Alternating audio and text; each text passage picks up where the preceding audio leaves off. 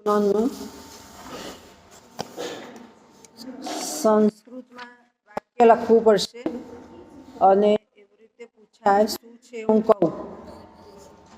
અભ્યાસેન અભ્યાસેન તું કૌંતેય અભ્યાસેન તું કૌંતેય વૈરાગ્યેણ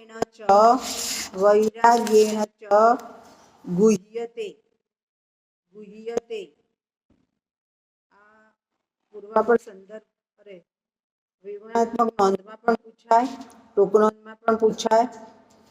હવે કદાચ તમે પૂછ્યું કૌંતેય, એમ પૂછ્યું કૌંતેય કોનું નામ છે?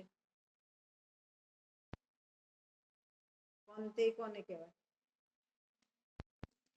તમારા સવાલમાં જ જવાબ આવી જાય છે. બોલો, કૌંતેય કોને કહેવાય? કૌંતેય નો અર્થ કરો એટલે તરત ખબર પડી જશે. બોલો.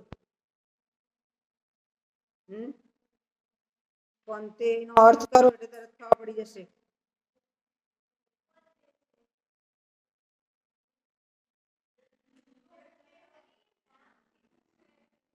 નામ છે. બોલો. રાઈટ, કુંતી પુત્ર કૌંતેય. અને કોને કીધું છે? બધાને પર્યાયવાચી નામ ખબર હોવા જોઈએ. આપણા ઘરે આપણને ઘણી વાર બીજા નામથી બોલાવતા હોય છે, હે ને? એ આપણું પર્યાયવાચી નામ છે. નિકનેમ નહીં કરતા એ. અર્જુનને કીધું છે. અર્જુનના 12 નામ છે. 2-4 ખબર હોય તો કહો. રાઈટ. પછી કૌંતેય. પછી કૃષ્ણએ શરૂઆતમાં જ કીધું એને. બોલો, શરૂઆતમાં એને શું કીધું કૃષ્ણએ? જે નામ ખબર હોય કહો. હું માંગુ છું એ ના ખબર હોય તો વાંધો નહીં. 12 નામ છે. હા, બોલો. હા, નહીં ખબર? આ સ્પર્ધાત્મક પરીક્ષામાં પૂછાય. આપ્યું હોય એક નામ, તમને જાણો છો પણ તમે ખોટું લખી દો. ધનંજય. એ બધેથી જીતીને આવતો હતો, એક જ વાર હાર્યો હતો. પછી સવ્યસાચી. એને બધા નામો અર્થવાળા છે. સવ્યસાચી એટલે જે બંને હાથથી બાણ ચલાવે છે. આપણે મોટે ભાગે એક હાથથી જ કરી શકતા હોઈએ, બંને હાથે કરતો હતો. પછી કૃષ્ણએ શરૂઆતમાં જ એને કીધું, અત્યારે પણ કહ્યું આમાં અભ્યાસ એનમાં મહાબાહુ, બાહુબળ વાળો હતો. આ બધા નામ કોના છે? આ સ્પર્ધાત્મક પરીક્ષામાં એકાદું મૂકીને તમને પૂછે અર્જુનનું નામ શું? પછી આપણે ઘણી વાર એમ કહીએ પેપર અઘરું હતું, પણ ખરેખર આપણને ખબર હોતી નથી. અહીંયા શું કહે છે? કૃષ્ણની જ વાત છે અર્જુન માટે કે મન એ ચંચળ છે, એને વશમાં કરવું મુશ્કેલ છે. કૃષ્ણ અર્જુનને કહે છે. અને હે કુંતી પુત્ર, એને અભ્યાસ અને વૈરાગ્યથી વશમાં કરી શકાય છે, જો કરાય. હવે શું કે છે? એક તો મનની વાત કરી, ચંચળતા, સ્થિર ન થાય. સ્થિર કેવી રીતે કરાય? તો અભ્યાસ અને વૈરાગ્યથી. હવે તમને જે અસાઇનમેન્ટમાં આપ્યું છે ને, એ પતંજલિનું યોગ સૂત્ર આવ્યું. અભ્યાસ વૈરાગ્યાભ્યામ તન્નિરોધ.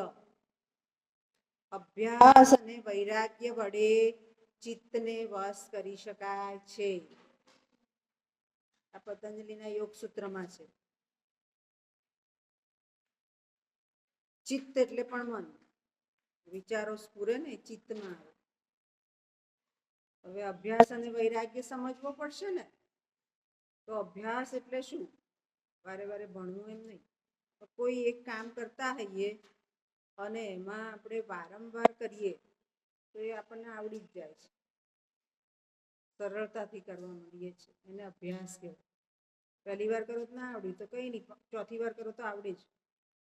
એને અભ્યાસ કહેવાય. વારંવાર અભ્યાસ કરો.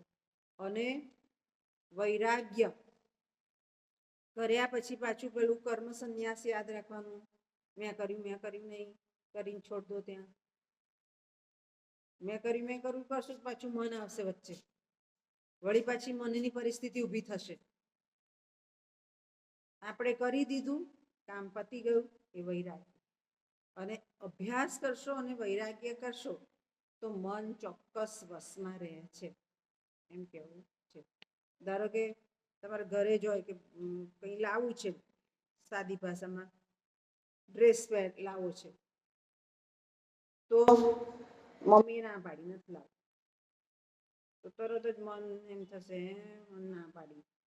પણ અભ્યાસ કે મમ્મીએ કેમ ના પાડી, કે હમણાં ડ્રેસ લાવ્યા છે, હમણાં ફી ભરી છે, હમણાં આ કર્યું છે, વિચારો શું શું ત્યાં પૈસા વાપર્યા છે, એ અભ્યાસ થયો.